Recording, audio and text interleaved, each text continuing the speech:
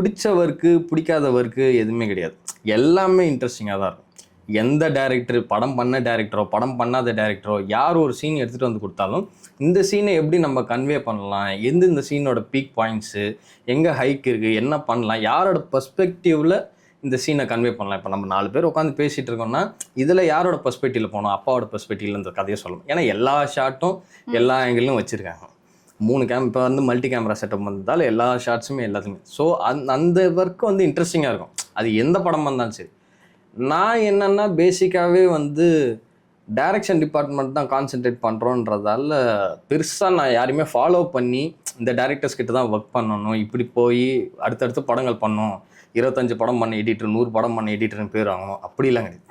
எனக்கு அனுபவங்களை சேர்த்துக்கிறதுக்கும் என் பர்சனல் எக்ஸ்பீரியன்ஸுக்கு எது ஹெல்ப் ஆகும்னு பார்த்து ஒர்க் பண்ண டேரக்டர்ஸ் தான். அப்படி வந்தது தான் செந்தமண்ணன், விக்ரமன் சார், சுரேஷ் கிருஷ்ணா.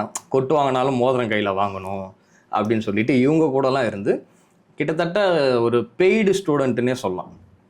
இவங்கெல்லாம் எனக்கு வந்து சம்பளம் கொடுத்து என்னை கௌரவமாக அவங்க பக்கத்தில் உட்கார வச்சு சொல்லி கொடுத்துட்டு போனாங்க. ஸோ இவங்க கிட்டேருந்து, ஏன்னா எல்லாருமே 100 நாள் ஓடின படம், silver jubilee golden jubilee directors. So இவங்க கிட்டேருந்து என்ன மேஜிக் அவங்க பண்ணுறாங்க எடிட்டிங் டேபிளில். நான் சுரேஷ் கிருஷ்ணா சார்கிட்ட போகக்குள்ளேயே அதுக்காக தான் போனேன்னு.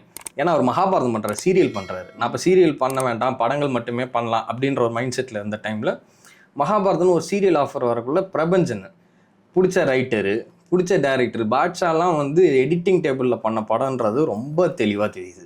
ஸோ அதை என்ன பண்ணார் இவர் அப்படின்ட்டு அவர் கூட உட்காந்து ஒர்க் பண்ணுற அந்த எக்ஸ்பீரியன்ஸுக்காக மகாபாரதம்னு ஒரு சீரியல் கமிட் பண்ணி அவர் கூட உட்காந்து இன்றைக்கி 10 வருஷம் இருக்கும்னு நினைக்கிறேன். அவர் கூடவே அப்படியே ட்ராவல் பண்ணி அவர்கிட்ட இருந்து இன்னும் லேர்னிங் தான், டெய்லியும் லேர்னிங் தான்.